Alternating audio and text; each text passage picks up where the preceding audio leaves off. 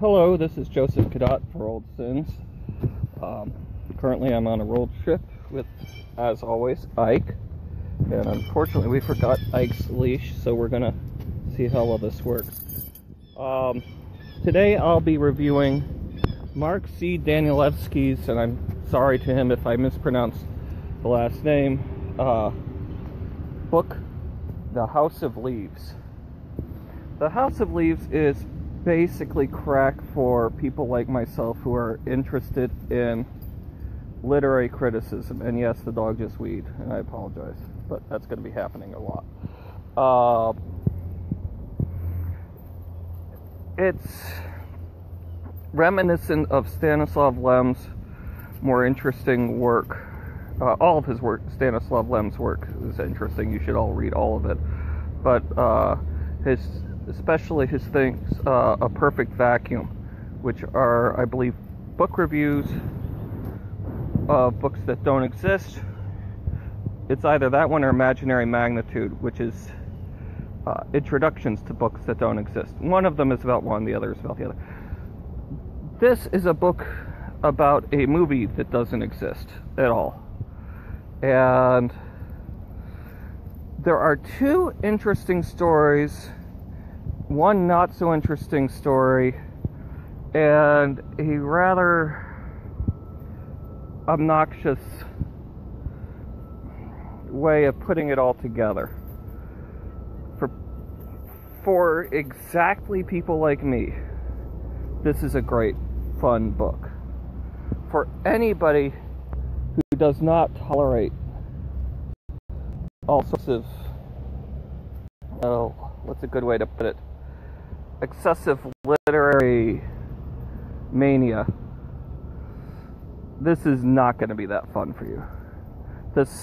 There are three framing stories. A publisher, the guy who is compiling the book from the third frame story, which is a blind man who is writing about a movie he hasn't and can't see, and then finally the meat of the story, which is the movie that doesn't exist, although it seems to exist.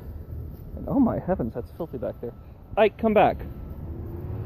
So that, by the way, is a miracle.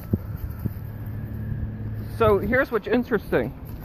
Frame story 2, the man who's compiling this work, is a good kind of slip into madness and incompetence as he becomes more and more obsessed with the text. Central story 1, which is the movie, that the contents of the movie that doesn't exist, is a very interesting examination of a house which has no real fixed interior, in that the inside is bigger than the outside. This is a very fun and interesting thing to look at. If you want to read more things like this, I highly recommend Borges. Ike, come over here. Ike. Good boy. Good boy. That's 2 miracles in one day. So, the sad thing is no one's made a movie of the movie part. There have been many offers, but Danielewski has refused it. The movie part would be an absolutely wonderful movie. It'd be long. It's actually more of a mini-series or a short series. I could see it going in 13 episodes, kind of like the Channel Zero sort of thing on Sci-Fi, or the American Horror series. But it's very interesting. It involves a photographer, his model fiance / wife / companion, their children, and the house which is always changing. The second frame story is about a man who is smart but has basically ruined himself through a pursuit of, I don't know, through disassociation with the rest of the world. Frame stories 1 and 3, on the other hand, are where people like me get to really enjoy this. And those stories are basically where you have all sorts of wonderful literary references, all sorts of analysis, all sorts of study about this thing. And I have to say, I really enjoyed it.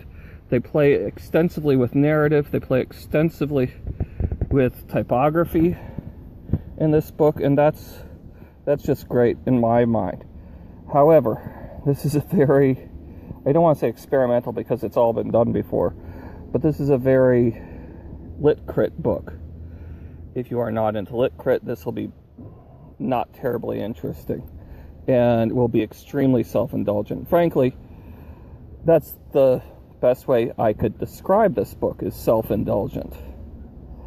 I can't say I recommend this totally to anybody. My wife, who is more than well schooled enough to read this, found it interesting and tedious, and that's probably another really good way to describe this book: interesting and tedious. If I were you, as a reader, pick it up at your library. Do absolutely not buy this book. I enjoyed it and wouldn't mind having it in my home, but I am not going to bother buying it because it just doesn't seem to be compelling enough. Or, and this is also very important, it doesn't seem like it stands up to rereading. So, on the whole, interesting, curious. If you want to see something as an American attempt to do what Stanislav Lem so expertly did, this is a good start, but ultimately not worth a permanent place on your bookshelf. This is Endleton's Reviews. I'm Joseph Cadotte, and that's over there. But